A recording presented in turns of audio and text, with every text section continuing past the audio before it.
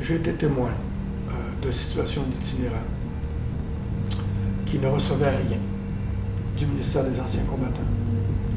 Même la responsable de notre ministère dans la province où j'étais m'a proposé de rencontrer un de ces vétérans qui, lui, a vécu pendant nombre d'années à l'orée des bois, si on veut, en marge sur une ferme.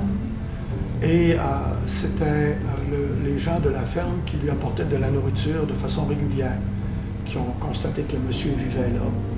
Et graduellement, cette personne a été mise en contact avec quelqu'un du ministère des Anciens combattants. Et là, bien sûr, tout de suite, on a vu le problème bien réel. Cette personne-là était laissée à elle-même, alors qu'elle avait droit à toutes sortes de services de notre ministère.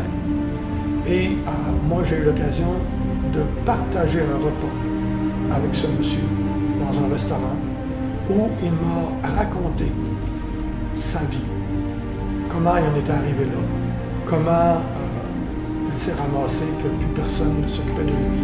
Et il me disait qu'il pleurait tout le temps.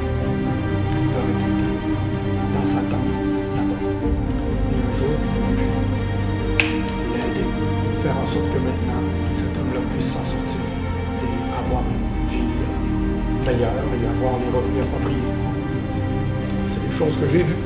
J'ai eu l'occasion d'apporter aussi des changements et d'entreprendre des campagnes pour sensibiliser les gens que ces militaires, ces personnes-là qui ont déjà servi, ont droit à certains services au sein du ministère des Anciens combattants.